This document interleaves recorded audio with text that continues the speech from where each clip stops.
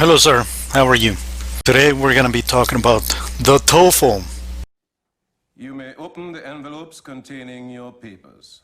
The exam starts now.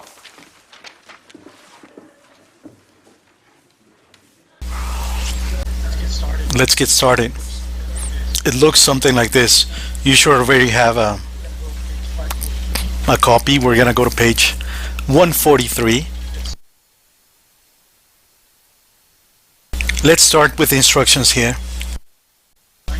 This section is designed to measure your ability to read and understand short passages, similar in topic and style to those that students are likely to encounter in North American universities and colleges. In this section, you will read several passages. Each one is followed by a number of questions about it. You are to choose the one best answer, A, B, C, or D, to each question. Then, on your answer sheet, find the number of the question and fill in the space that corresponds to the letter of the answer you have chosen. Answer all questions about the information in a passage on the basis of what is stated or implied in that passage. Read the following passage. John Quincy Adams, who served as the 6th President of the United States from 1825 to 1829, is today recognized for his masterful statesmanship and diplomacy. He dedicated his life to public service, both in the presidency and in the various other political offices that he held. Throughout his political career, he demonstrated his unswerving belief in freedom of speech, the anti-slavery cause, and the right of Americans to be free from European and Asian domination. Example 1. To what did John Quincy Adams devote his life? A. Improving his personal life. B. Serving the public. C. Increasing his fortune. Or D. Working on his private business. According to the passage, John Quincy Adams dedicated his life to public service. Therefore, you should choose letter B. Example 2. In line 4, the word unswerving is closest in meaning to A. Movable, B. Insignificant, C. Unchanging, D. Diplomatic. The passage states that John Quincy Adams demonstrated a unswerving belief throughout his career. This implies that the belief did not change. Therefore, you should choose letter C. Let's now begin work on the questions. Questions 1 through 10. The hippopotamus. I just want to go over some difficult vocabulary that you may encounter. As something that you like. Friendship, friend. The hippopotamus has a natural affinity for the water. Blubber, fat skin. And that would be blubber. I guess some animals use it for protection from the cold. This is just a joke. Blubber.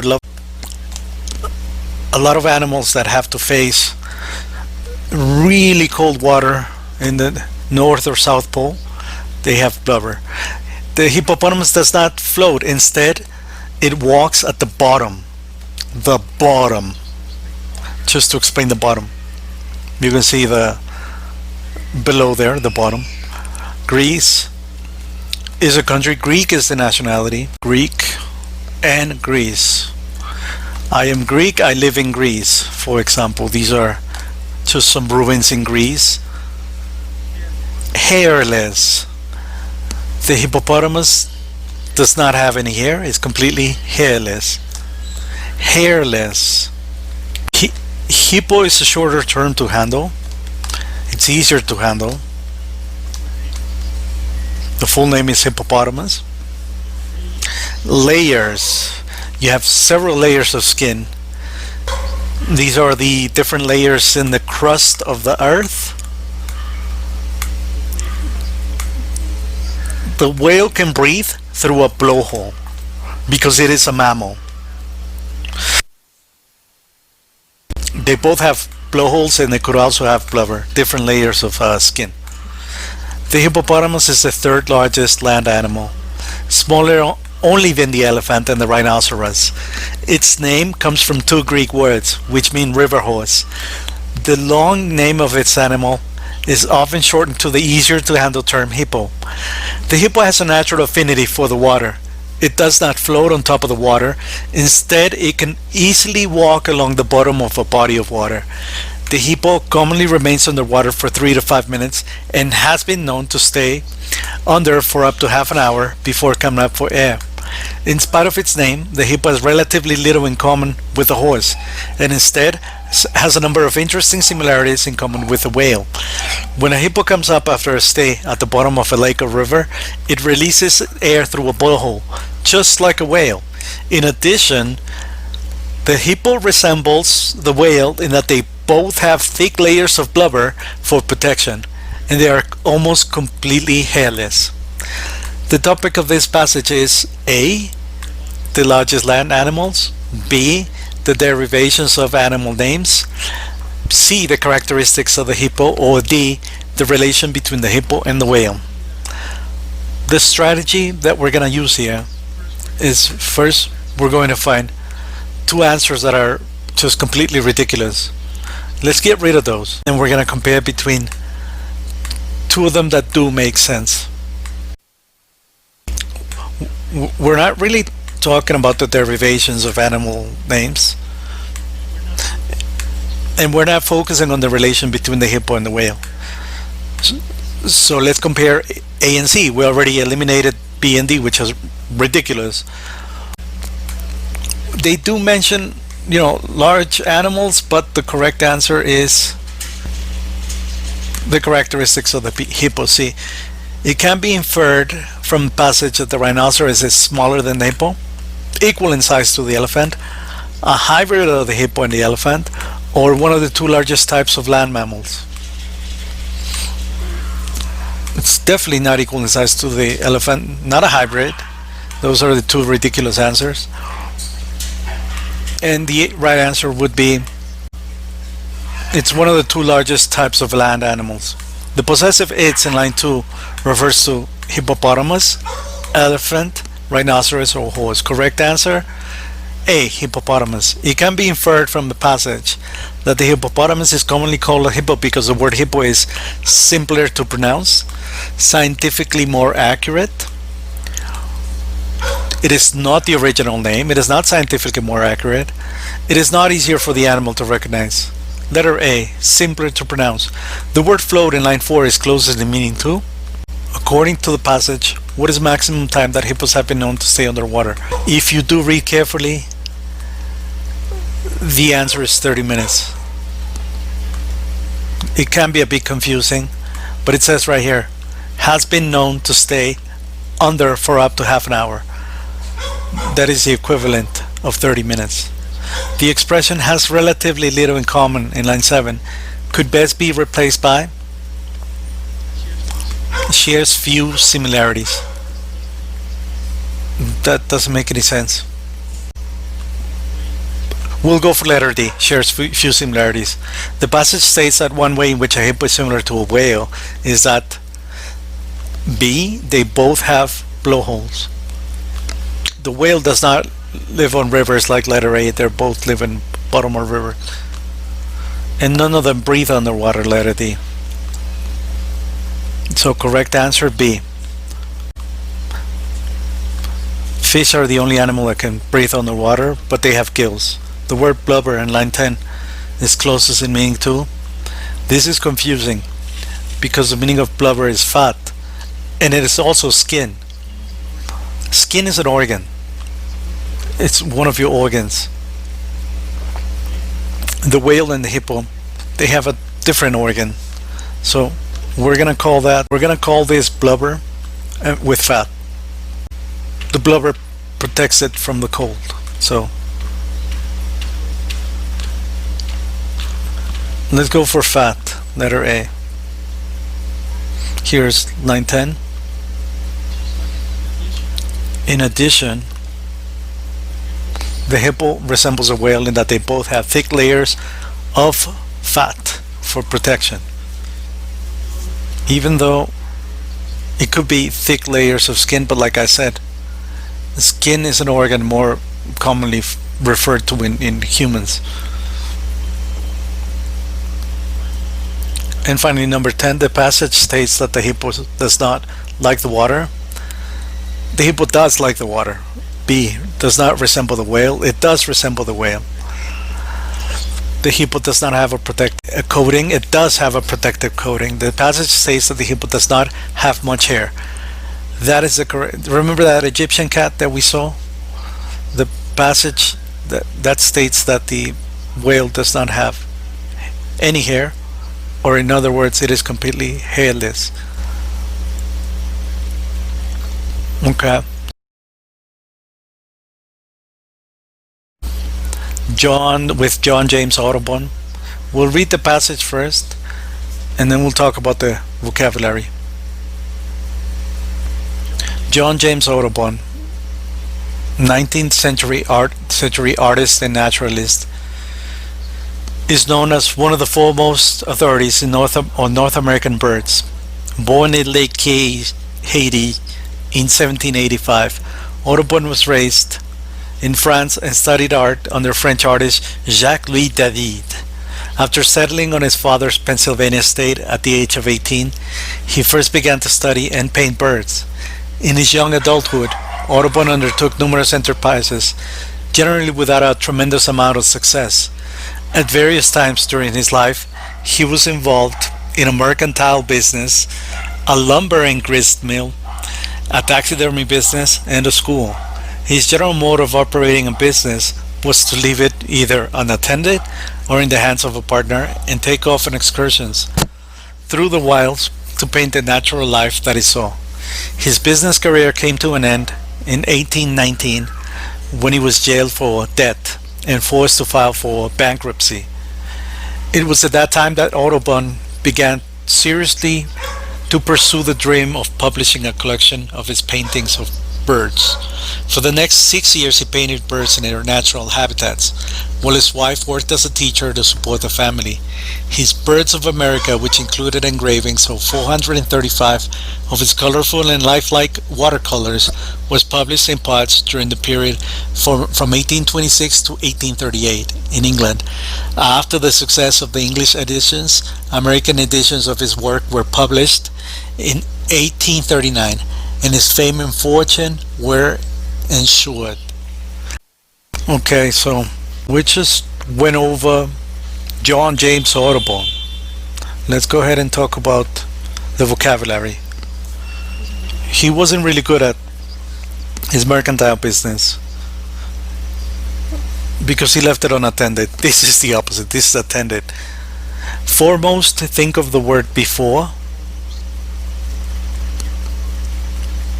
Premier authority, first authority, North American birds. This grist mill is used to process the wheat or grain. He left his business unattended. He settled in Pennsylvania. When you're unsettled, you don't know where you're going. But he settled in Pennsylvania. He was born in Haiti, Lake Cay, to be exact. Like I said, he left his business unattended, so therefore, if you leave it unattended, it could only cause failure, because he preferred the wilderness and painting birds. So let's take a look at the answers here. The passage is mainly about, what is the passage about? North American birds, A. B. Audubon's route to success as a painter of birds. C. The works that Audubon published. Or D. Audubon's preference for travel in natural habitats. Letter B would be the right answer. Obviously, we're going to get rid of the two ridiculous answers, which are A and D. The word foremost in line 1 is closest in meaning to prior, leading, first, or largest. Foremost authority in this context is the leading authority. In the second paragraph, the author mainly discusses how Audubon developed his painting style, Audubon's involvement in a mercantile business, where Audubon went on his excursions, or D. Audubon's unsuccessful business practices. We talked about that In the second paragraph, it focuses Audubon's unsuccessful business practices, which was to leave it unattended because he liked to go in the wilderness to paint birds. The word mode in line 7 could best be replaced by, let's take a look at this, line 7.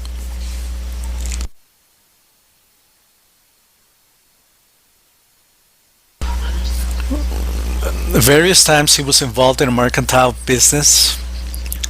His general mode of operating, his general way of doing things, general method. Audubon decided not to continue to pursue his business when he decided to study art in France. He was put in prison because he owed money, or he made enough money from his paintings. Not, he decided not to pursue his business when he was put in prison because he owed money is the right answer. The word pursue in line 11 is closest in meaning to. Pursue is follow. So he decided to follow, pursue his passion. Alright, so this is just part 1. We're halfway now. And we're going to talk about the next 3. Questions 20 to 29. Schizophrenia. Schizophrenia is often confused with multiple personality disorder, yet it is quite distinct from it. Schizophrenia is one of the more common mental disorders, considerably more common than multiple personality disorder. The term schizophrenia is composed of roots, which mean a splitting of the mind, but it does not refer to a division into separate and distinct personalities, as occurs in multiple personality disorder. Instead, schizophrenic behavior is generally characterized by illogical thought patterns and withdrawal from reality. Schizophrenics often live in a fantasy world where they hear voices that others cannot hear, often voices of famous people. Schizophrenics tend to withdraw from families and friends and communicate mainly with the voices that they hear in their minds. It is common for the symptoms of schizophrenia to develop during the late teen years or early 20s, but the causes of schizophrenia are not well understood. It is believed that heredity may play a part in the onset of schizophrenia. In addition, abnormal brain chemistry also seems to have a role. Certain brain chemicals called neurotransmitters have been found to be at abnormal levels in some schizophrenics. Question 20. The paragraph preceding the passage most likely discusses the causes of schizophrenia. A. B. Multiple personality disorder. C. The most common mental disorder. Or D. Possible cures for schizophrenia. So preceding means the paragraph. Let's imagine that there was a paragraph before this one. It probably most likely discusses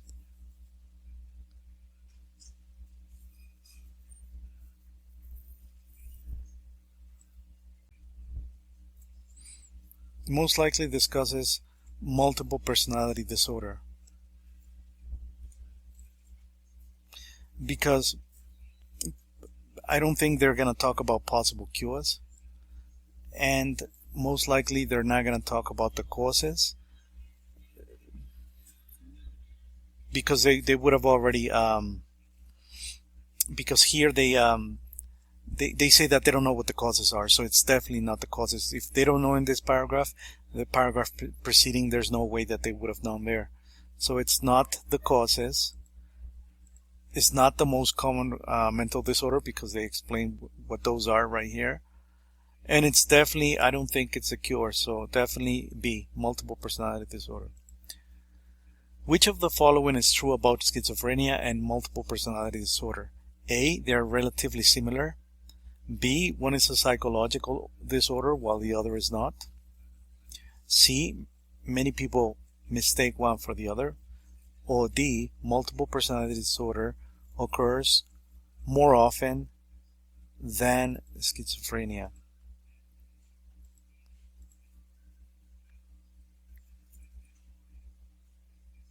Well, it is true that they're relatively similar.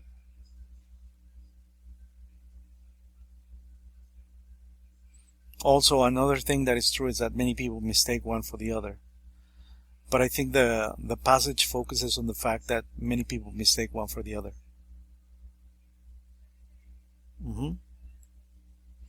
22. Disorder in line 3 is closest in meaning to which of the following? A. Disruption, B. Untidiness, C. Misalignment, or D. Disease.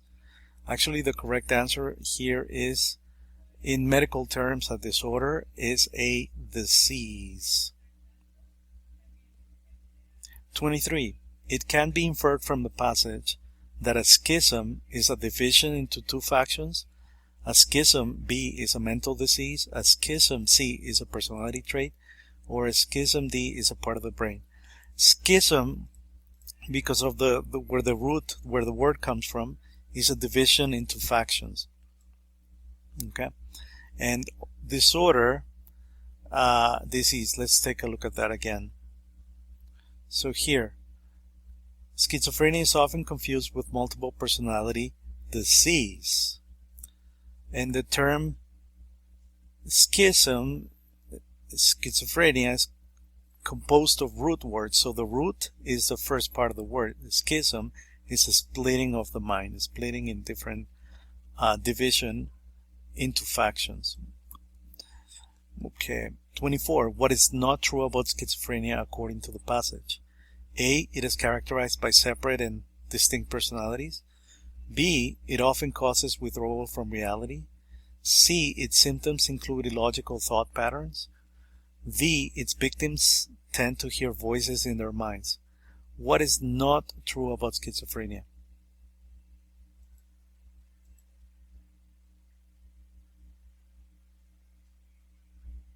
Okay, what is not true is that it is characterized by separate and distinct personalities, because that's multiple personality disorder. That is not schizophrenia. According to the passage, how do schizophrenics generally relate to their families? A. They are quite friendly with their families. B. They become remote from their families. C. They have an enhanced ability to understand their families. Or D. They communicate openly with their families. The two ridiculous answers here are they have an enhanced ability to understand their family, because that they don't have a lot of empathy. They communicate openly with their families. They don't. It's between these two. They're not quite friendly. They become remote from their families. 26. It can be inferred from the passage that it would be least common for schizophrenia to develop at the age of 15, 20, 25, or 30. Least common to develop. I think 15, but let's make sure, okay? Because it says it is common for the symptoms of schizophrenia to develop during the late teen years or early 20s. Actually, so the option that is furthest away would be 30. So it's least common for it to develop at the age of 30. Not impossible, less common, because I'm sorry, I made a mistake. When you're 15, you're in your preteen years, right? Especially if you're a girl. 27. The word onset in line 11 is closest in meaning to start, medication, effect, or age. The onset is the start. The word abnormal in line 11 is closest in meaning to unusual. So let's look at line 11 for both of these words. It is believed that heredity may play a part in the onset of schizophrenia, in the start. In addition, abnormal brain chemistry also seems to have a role. So what is abnormal? Unstable brain chemistry, unregulated are the options, unusual is another option, but if you're talking about chemistry, we're gonna go for unstable or unusual. Let's go for unusual. Where in the passage does the author explain the derivation of the term schizophrenia? Lines 3 to 5 in the beginning.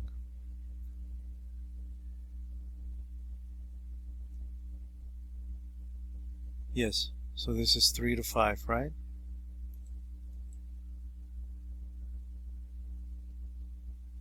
Yes, 3 to 5. Wherein does the author explain the derivation of the term in the beginning? 3 to 5. This is line 2, 3.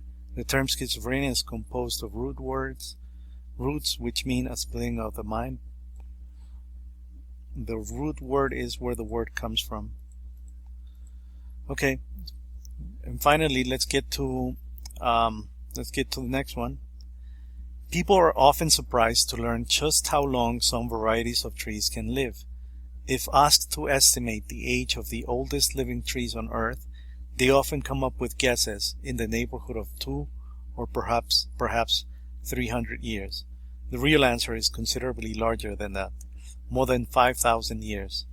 The tree that wins the prize for its considerable maturity is the bristlecone pine of California.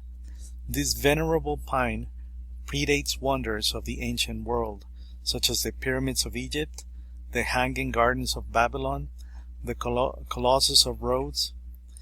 It is not nearly as tall as the giant redwood that is also found in California, and in fact, it is actually not very tall compared with many other trees, often little more than 5 meters in height. This relatively short height may be one of the factors that aid the bristlecone pine in living to a ripe old age. High winds and inclement weather cannot easily reach the shorter trees and cause damage. An additional factor that contributes to the long life of the bristlecone pine is that this type of tree has a high percentage of resin, which prevents rot from developing in the tree trunks and branches. The tree trunk prevents rot from developing in the tree trunk and branches. 30. The best title for this passage would be A. The size of the bristlecone pine, B. 300-year-old forest, C. The wonders of the ancient world, or D. An amazingly enduring tree. So the best title would be An amazingly enduring tree, because it does not only focus on the age and size, it focuses on different factors, and obviously it is definitely not the wonders of the ancient world, because they only mention briefly the other wonders. The word estimate in line 2 is closest in meaning to measure or approximate, evaluate and view. These three could make a little bit of sense. The word estimate is approximate. If asked to approximate how old the oldest living trees on Earth are, most people get it wrong. So B. The expression in the neighborhood of in lines 2 to 3 could best be replaced by in the neighborhood of is of approximately, because we're not talking about a physical location. With the friendliness of, no. Located close to, probably, but it's not the right way to say it. So the correct answer is A. 33. It can be inferred from the passage that most people A. are quite accurate in their estimates of the ages of trees, B. have 200 to 300 trees in their neighborhoods, C. do not really have any idea how old the oldest trees on Earth are, and D. can name some 300-year-old trees. So definitely not have 200 or 300 trees in their neighborhood. That's just ridiculous. It can be inferred from the passage that most people are quite accurate, and they're not quite accurate. What it says is that do not really have any idea how old the oldest trees on Earth are. Correct answer, D. According to the passage, approximately how old are the oldest trees on Earth?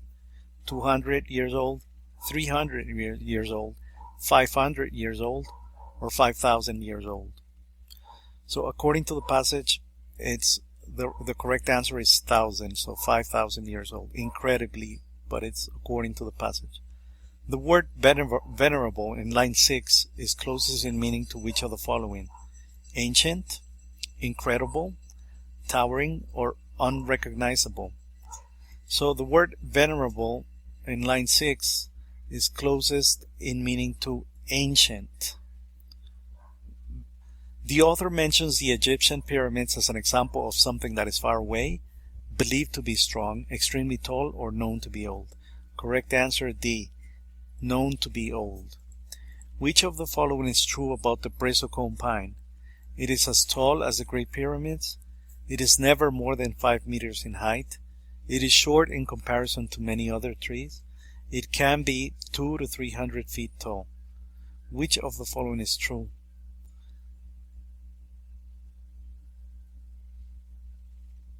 Well, what is true is that it is short in comparison to many other trees. If you use the word never, you're using an absolute, a rule. And I don't think we can use that rule. It's usually less than 5 meters in height, but we cannot say the word never. The word inclement in line 10 could best be replaced by sunny, bad, unusual, or strong. Inclement weather. Sunny weather? No. Bad weather? Yes. Unusual weather? Well, probably not unusual. Strong? We're going to say bad for inclement, taking into consideration that the word clemency means good. The passage states that resin assists the tree trunk to develop, is found only in the bristlecone pine, flows from the branches to the tree trunk, or helps stop rot from starting. The correct answer is that resin helps stop rot from starting. We discussed that resin was kind of like the blood that the tree uses. So it's going to help stop rot from developing.